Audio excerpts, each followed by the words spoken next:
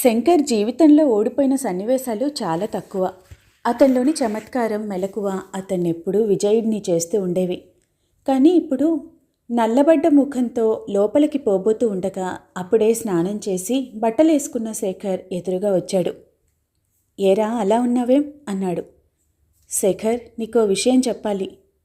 అర్థమైందిలేరా, మా ఇంట్లో నుంచి నువ్వు వెళ్ళిపోవటం గురించేగా. శంకర్ తెల్లబోయాడు. శేఖర్ నవ్వాడు. ఎలా తెలిసిందా అని ఆలోచిస్తున్నావా? నీ పరిస్థితిలో నేనుంటే అలానే ఆలోచిస్తాను కాబట్టి. శంకర్ తేలిగ్గా ఊపిరి విడిచాడు. అవునరా, సరిగ్గా కనిపెట్టావు. మీ ఇంట్లో నేనుంటే మీకు ఇబ్బందని నేను వెళ్ళిపోవటం లేదు, నాకు ఇబ్బందని. అలాగా, ఏమిటో ఆ ఇబ్బంది? అలా ప్రశ్నిస్తే చెప్పలేను. నాకు కొన్ని అలవాట్లుంటాయి, చాదస్తాలుంటాయి. కొత్త చోటు, అవి నెరవేరవు. అతని ఆరోపణని శేఖర్ తేలిగ్గా కొట్టిపారేశాడు. మహా దిగొచ్చావులేవోయ్ ఆకాశం నుంచి. ఒరేయ్, చెప్తున్నాను విను. మా ఇంట్లో ఉండి నువ్వు యాతనలు అనుభవిస్తూ ఉండవచ్చు, కాదనను. కానీ నువ్వు ఈ ఊళ్ళో ఉన్నంతకాలం వేరే చోట ఉండే అధికారం మాత్రం నీకు లేదు. ఎందుకంటే అదంతే. శేఖర్, నా మీద అంత నమ్మకం ఉంచకు. నేను స్మగ్లర్ని, తెలుసా? అది ఎప్పుడో గ్రహించాను. ఆ దారి నుంచి మళ్లించాలని నా ప్రయత్నం. మన ఇద్దరి జీవితాలు అంతగా చెలగాటమాడుకోవటం మంచిది కాదేమో శేఖర్. అదీగాక నేను నీకు చేసే అపకారానికైనా ఒక హద్దు పద్దు ఉండాలి. శేఖర్ పిచ్చి పట్టినట్టు నవ్వాడు. అపకారమా? నువ్వా? నాకా? ఏ, నేను అపకారం చేయగలనని నమ్మలేకపోతున్నావా? నేను చాలా మామూలు మనిషిని, మర్చిపోకు. నిజంగా మామూలు మనిషివా? అయితే అంతేనా? నాకు అపకారం చేసే శక్తి సామర్థ్యాలు లేవని ఛాలెంజ్ చేస్తున్నాను. ఈ పందెంలో నేను ఓడిపోతే నీకు 10,000 ఇస్తాను. నేను గెలిస్తే నువ్వు నాకేమి ఇవ్వనక్కర్లేదు. సెలవు మీద సెలవు పొడిగించటం ఇష్టం లేక శేఖర్ ఉద్యోగానికి రిజైన్ చేసేశాడు. అతనికి పెద్దల ద్వారా సంక్రమించిన ఆస్తి కొంత ఉంది. ఆరోగ్యం కుదుటపడ్డాక వీలు చూసుకొని సొంతంగా బిజినెస్ ప్రారంభిద్దామని అతని ఉద్దేశం. భానుమతి వీలు దొరికినప్పుడల్లా మాలతి దగ్గరికి వస్తూనే ఉంది. ఓసారి అడిగేసింది, నిజం చెప్పు, మీ ఇద్దరి మధ్య ఇంతవరకు సంసార జీవితం అంటూ ఏమీ లేదు కదూ? మాలతి ముఖం పాలిపోయింది. నవ్వటానికి ప్రయత్నం చేస్తూ, మాది చాలా ఆదర్శ దాంపత్యం అంది. ఏది, మళ్ళీ చెప్పు. మాలతి ఈసారి గర్వంగా అంది. మాది చాలా ఆదర్శవంతమైన సంసారం. నీ సంతృప్తికి, గర్వానికి చాలా అభినందిస్తున్నాను. అసూయ కూడా పడుతున్నాను. నీ ప్రాతివరత్య ధర్మానికి ఆశ్చర్యపడుతున్నాను. నువ్వుగా శాశ్వతంగా నిలబడగలిగితే నా ఓటమిని సంతోషంగా అంగీకరిస్తాను. భాను, నీ ఓటమి కోసం కాదు నేను బ్రతికేది, నా గెలుపు కోసం కూడా కాదు. మానవతా ధర్మాన్ని పాటిస్తున్నాను. భానుమతి మనసారా నవ్వింది. మళ్ళీ ఓసారి అభినందిస్తున్నాను. సరే కానీ నీ గురించి చెప్పు. ఏముంది చెప్పటానికి? అంత ఒంటరిగా ఎలా ఉండగలుగుతున్నావు? పిచ్చిదానా, ఈ విశాల ప్రపంచంలో ఆడదనే వస్తువు ఒంటరిగా ఎలా ఉంటుంది? అడుగు తీసి అడుగు వేస్తేనే మనకు అక్కర్లేని తోడు, బలవంతపు తాడు, వద్దనుకున్న జిడ్డులా వదలని తోడు లభిస్తూనే ఉంది కదా. అయితే నీకెన్ని తోడులు లభించాయేమిటి? చెప్పమంటావా? ఈ మధ్య మన బాస్ మోహన్ లాల్ లేడు, ఏదో కారణం చెప్పి డిన్నర్కి పిలిచాడు. చంపుతానన్నాడు కదా అని వెళ్ళాను.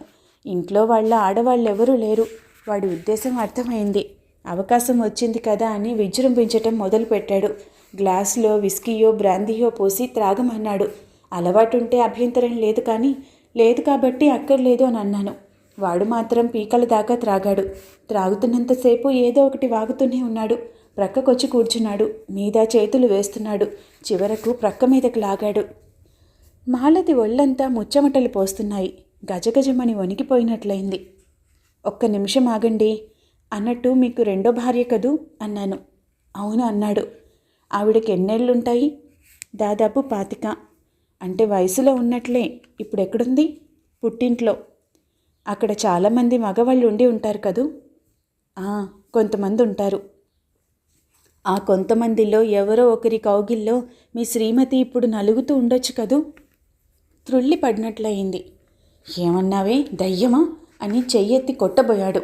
తప్పించుకొని, ఆగండి సార్, పరాయి వాడి భార్యను మీరు అనుభవించటానికి అభ్యంతరం లేదు, కానీ మీ భార్యని ఇంకొకరు ముట్టుకొని ఉంటారంటే ఆగ్రహమా? పరాయి వాడి భార్య మీకు తేలికగా లొంగిపోతుందన్న నమ్మకం ఉన్నప్పుడు మీ భార్య ఇంకొకరికి వశమవుతుందంటే నమ్మబుద్ధి కావటం లేదా సేఠ్జీ? పాపం సేఠ్జీ చిందులు త్రొక్కాడు, జుట్టు పీక్కున్నాడు, మరో 2 పెగ్గులు వేసుకున్నాడు. అతని దగ్గరికి వెళ్ళి రండి సేఠ్జీ అన్నాను చేయి పట్టుకొని. ముఖంలోకి దీనంగా చూశాడు. స్త్రీ జాతిలో నేను ఒకదాన్ని, మీ భార్య కూతురు నేను అంతా ఈ స్త్రీ జాతిలో భాగమే. షాక్ కొట్టినట్టు చెయ్యి వదిలేశాడు. వెళ్ళిపో, ఇక్కడి నుంచి వెళ్ళిపో అని పిచ్చెత్తినట్టు అరిచాడు. చెప్పటం ముగించి భానుమతి పెద్ద పెట్టున నవ్వసాగింది. ఆ నవ్వులో మాలతికి అనేక అర్థాలు కనిపించాయి. స్త్రీకి రక్షణ లేదు. స్త్రీ ఎప్పుడో ఒకప్పుడు పతనం కాక తప్పదు. ఈ ఊబి నుంచి ఎవరూ తప్పించుకోలేరు. అది చాలా సహజమైన సంఘటనల్లో ఒకటి. దాన్ని గురించి బాధ ఏమిటి? దానికి అలవాటు పడిపో. ఆపు అని అరుద్దామనుకుంది, కానీ ఏడ్చేసింది మాలతి. మాలి ఏడవకే అంది భానుమతి జాలిగా. అత్యంత భయంకరమైన నిజాలు కొన్ని సహజంగా పరిణమించాయి కాలక్రమాన. ఇష్టం లేని వాళ్ళని అనుభవిస్తూ తెలియనట్లు నటించటం మినహా గత్యంతరం లేదు. మాలతికి ఆవేశం వచ్చింది. అన్నీ భయంకరమైన నిజాలు కావు, అర్థం లేని అబద్ధాలు. అవన్నీ ఆత్మవంచన చేసుకునే వాళ్ళు పలికే ప్రగల్భాలు. భాను, నేను ఆత్మవంచన చేసుకునే మనిషిని కాను. ఈ నిజాన్ని కాదనే శక్తి నాకు లేదు, ఒప్పుకుంటున్నాను. ఇక సంభాషణ మారుద్దామని మాలతి అంది. అయితే ఉద్యోగం పోలేదా? భానుమతి నవ్వింది. పోలేదు. బహుశా నేను అతన్ని మోసం చేయలేదు కనుక. పోన్లే అని మాలతి నిట్టూర్పు విడిచి, ఉండు కాఫీ తీసుకొని వస్తాను అంటూ లోపలికి వెళ్ళింది. వంటింట్లో తలుపులు జారవేసుకొని గోడ కానుకొని బావురుమని ఏడ్చేసింది మనసారా. అలా 2 నిమిషాలు ఆ స్థితిలో ఉండిపోయాక కళ్ళు తుడుచుకొని సింక్ దగ్గరే ముఖం కడుక్కొని గబగబా కాఫీ కలపసాగింది.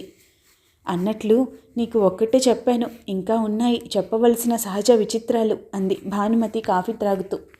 నాకు తెలుసు, మళ్ళీ గుండెల్ని పగలగొట్టేస్తావు. అయినా వినక తప్పదు. మనం అనుక్షణం చిందరవందరగా ఉండే ఈ జనసందోహం, తలలు పగిలిపోయేలా వినిపించే ఈ చప్పట్లు ఎలా భరిస్తున్నామో కొన్ని సత్యాలు కూడా భరించక తప్పదు. అదేమిటంటే నేను మళ్ళీ పెళ్లి చేసుకోబోతున్నాను. నిజంగానే గుండె పగిలిపోయింది. ముఖం రక్తం లేనట్టు పాలిపోయింది. ఎవరిని అని అడిగింది ముంచుకొస్తున్న నీరసంతో. రామ్మోహన్ మనతో పనిచేయేలా నన్ను వెన్నంటి తిరుగుతున్నాడు. ఒక రకమైన ప్రేమ వ్యవహారం అనుకో. అతను ప్రేమను బహిర్గతం చేయటం, మేమిద్దరం సినిమాలు షికార్లు సాగించటం ముమ్మరంగా సాగాయి. అతను పెళ్లి చేసుకోమని అడిగారు. నాకు అభ్యంతరం చెప్పే అవసరం కనిపించలేదు. సరేనన్నాను. చిచి అనుకుంది మాలతి. అతనితో నీకు ఇదివరకే పెళ్ళైనట్టు చెప్పావా అని అడుగుదామనుకుంది, కానీ ఎందుచేతనో అడగలేకపోయింది. భాను ఎన్ని దశల్లో నిన్ను చూడాల్సి వస్తుందో, ఎలాగే అని మనసులోనే వాపోయింది. ఆరోగ్యం కొద్దిగా కుదుట పడేసరికి శేఖర్లో చలాకీతనం వస్తూ ఉంది. అవసరాన్ని మించి అలసట చెందటం, చీటికి మాటికి బయటకు విడదామని పేచి పెట్టడం ఎక్కువైంది. ఒకరోజు ఇంట్లో బోర్ అయిపోతున్నానని మారం చేసి మాలతితో టాక్సీలో పబ్లిక్ గార్డెన్స్కి వెళ్ళాడు.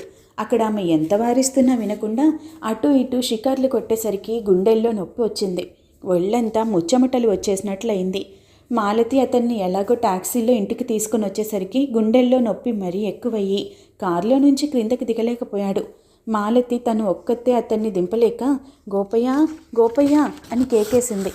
లోపల నుంచి శంకర్ బయటకు వచ్చాడు ఆమె కేకలు విని. పరిస్థితి చూసి హరరే అంటూ ఆదుర్త పడుతూ ముందుకు వచ్చి తాను శేఖర్ క్రిందకు దింపటంలో సాయం చేశాడు. ఒకవైపు మాలతి అతని భుజాల క్రిందగా చేతులు వేసి లోపలికి తీసుకుని వెళ్ళి మంచం మీద పడుకోబెట్టారు. మాలతి వగర్చుతూ వెళ్ళి డాక్టర్ గారికి ఫోన్ చేసింది. డాక్టర్ కృష్ణారావు గారు వచ్చి పరీక్ష చేసి ప్రస్తుతానికి ప్రమాదం తప్పిందని, ఆపరేషన్ పచ్చి ఆరకుండా శక్తికి మించి అలసట చెందటం ఈసారి జరిగితే ప్రమాదమని, మరికొన్నాళ్ల పాటు చాలా జాగ్రత్తగా ఉండాల్సిన అవసరం ఉందని హెచ్చరించి వెళ్ళిపోయాడు. ఓ గంట సేపు పోయాక శేఖర్ మెల్లగా కళ్ళు విప్పి మాలతి అని పిలిచాడు. ఆమె అతని తల దగ్గర కూర్చొని ఉంది. అతను చూడకుండా కళ్ళు తుడుచుకొని చెప్పండి అని అన్నది.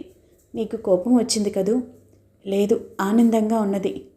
అలా అనకు మాలతి, నేను మామూలు మనిషినైపోయాననుకున్నాను, ఇంత అల్పజీవిని అనుకోలేదు. ఆరోగ్యం బాగుండకపోతే అల్పజీవి అవుతారా? ఊరుకోండి. అన్నట్టు శంకర్ అన్నం తిన్నాడా? నాకు తెలీదు. నువ్వు పెట్టకపోతే ఎలా తింటాడు మాలతి? అతను మన అతిథి. ఇదెక్కడి పీడ మనకు, ఇక్కడి నుంచి పోకూడదు అనేసింది ఇహ కోపం అణుచుకోలేక. తప్పు మాలతి, అతను గతిలేక మన ఇంట్లో ఉండటం లేదు, నా కోరిక మన్నించి ఉంటున్నాడు. అతనితో ఎలా వాదించాలో తెలియక ఊరుకుంది. వెళ్ళి అతనికి అన్నం పెట్టు మాలతి అన్నాడు. చిచి అనుకుంటూ లేచి నిలబడింది. లోపలికి వెళ్ళి డైనింగ్ టేబుల్ మీద గిన్నెలు కసిగా పెట్టి విసురుగా శంకర్ ఉన్న గదిలోనికి వెళ్ళబోయేసరికి అదే సమయానికి అతను యువతలికి వచ్చాడు. మాలతి అతనితో ఢీకొనబోయి తప్పుకుందామని వేగంగా ప్రక్కకు జరిగేసరికి కాలు బెనికి క్రింద పడిపోయినట్లయి క్రింద పడిపోయింది.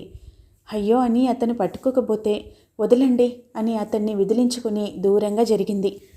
జరిగిన దాని గురించి చర్చించటం ఇష్టం లేనట్టు ఒకరు ఏవేవో భావాలతో ఇంకొకరు, అసహ్యంగా ఒకరు, ఇద్దరు మౌనంగా ఉండిపోయారు.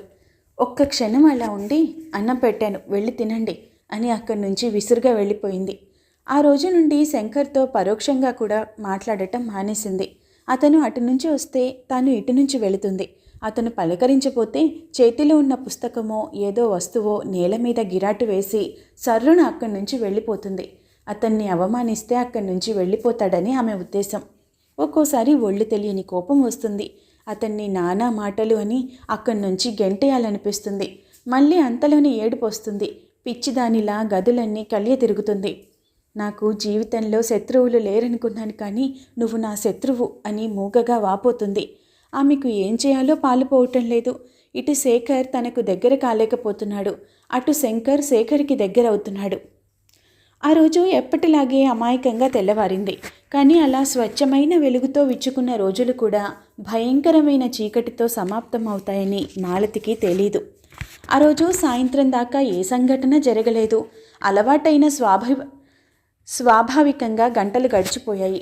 ఆ రోజు చీకటి పడిన వేళకి తనకి పని ఉన్నదని, ఏ రాత్రికో ఆలస్యంగా వస్తానని చెప్పి శంకర్ బయటకు వెళ్ళిపోయాడు.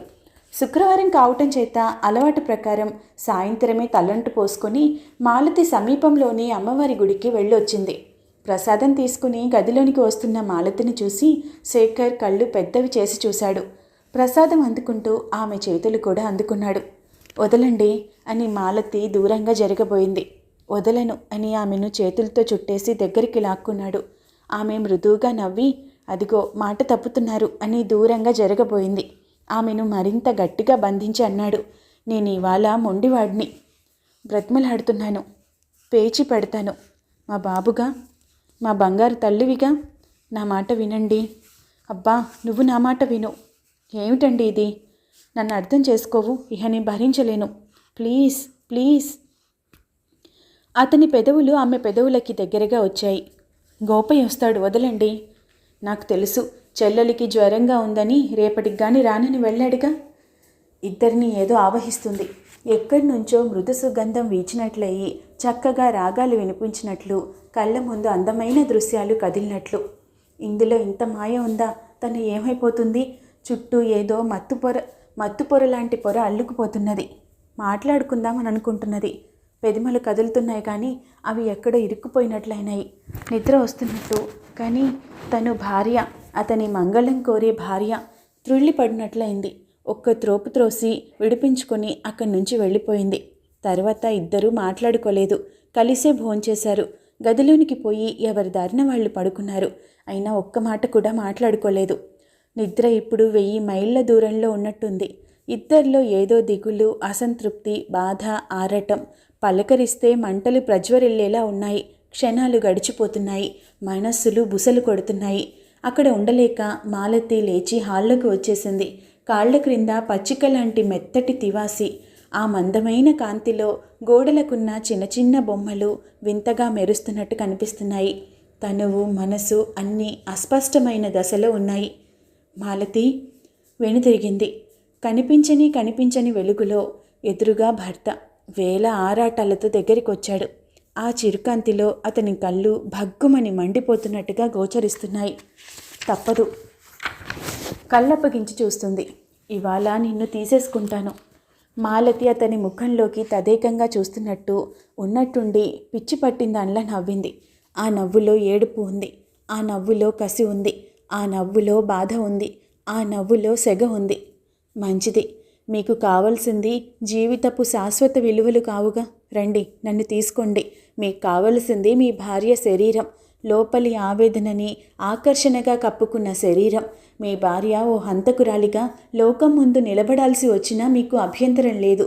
మీ భార్య కర్తవ్యాన్ని మర్చిపోయినా దోషిలా లోకం ముందు నిలబడాల్సి వచ్చినా మీకు అభ్యంతరం లేదు. రండి శేఖర్, రండి. రండి సార్, రండి. నేను మనిషిని. నాలోనూ రక్తం మీలోనంత వేగంగానూ ప్రవహిస్తుంది. నా మనసు మీ మనసంత భయంకరంగా చెలరేగుతుంది. రండి. ఆమె అతన్ని ఆహ్వానిస్తున్నట్టుగా ముందుకు జరిగి కళ్ళు మూసుకుంది. శేఖర్ భయవిహల్వుడై ఆమె వంక చూశాడు. కిటికీలో నుంచి దూసుకువచ్చిన గాలికి ఆమె పమిట చెదిరి క్రింద పడిపోయింది. ఆమె కళ్ళు మూతపడి ఉన్నాయి. ఆమె గుండెలు తెరుచుకొనున్నాయి. ఆ చిరుకాంతి, ఆమె నిలబడ్డ భంగిమ, వణికే ఆమె పెదవులు అన్నీ అతన్ని ఆహ్వానిస్తున్నట్టుగా ఉన్నాయి. కానీ ఆ రూపం అతనికి ఉన్నతంగా గోచరించింది. మహా తేజస్సులా, తనకు మించిన శక్తిలా దృగ్గోచరమైంది. కనులు మిరమిట్లు కొలిపినట్లయిపోయాయి. నో నో అంటూ వెర్రివాడిలా లోపలికి వెళ్ళిపోయాడు. అప్పుడో చిత్రం జరిగింది. అప్పుడో మహా విచిత్రం జరిగింది. అదే సమయానికి లోపలికి వచ్చిన శంకర్కి అలా శిల్పంలా నిలబడి ఉన్న మాలతి ఓ శక్తిలా కనిపించలేదు. శృంగార దేవతలా సాక్షాత్కరించింది. విరుచుకుపడిన ఆమె హృదయం అతన్ని ఎలుగెత్తి పిలిచింది. మూతలు పడ్డ కనుదోయి స్వాగతాలు చెప్తున్నాయి. అతను మనిషి, మరింత మనిషి అయిపోయాడు. అయోమయంగా దగ్గరికి వెళ్ళి ఆమె భుజం మీద చెయ్యి వేశాడు. ఆమె కన్నులు తెరవలేదు, కానీ ఆమె చేతులు అతన్ని చుట్టుకున్నాయి. శేఖర్, శేఖర్ అంటున్నాయి ఆమె పెదవులు. అతనికి అస్పష్టంగా ఏదో బోధపడింది. స్వార్థం అతన్ని శాసించింది. గోడనున్న స్విచ్ బోర్డు చేతికి అందేటంత దూరంలో ఉంది. మరుక్షణంలో హాల్ అంతా చీకటిమయమైపోయింది. ఆ చీకటిలో ఆమె చేతులు అతని చుట్టూ మరింత బిగుసుకున్నాయి. ఆమె ఎటో తేలిపోతుంది. జరిగేది ఆమె గుర్తించిందా? గుర్తించగలిగిందా? గుర్తించగలిగినా ఏమీ చేయలేని స్థితిలో ఉండిపోయిందా? అలాంటి స్థితిలో ఏం చేస్తుంది? ఈ విషయాలు మాత్రం నాకు తెలియవు. అమాయకంగా తెల్లవారిన ఆ రోజు శంకర్ అనే చీకటి రూపంలో ఆమెను కబళించిందని మాత్రం రాయగలను.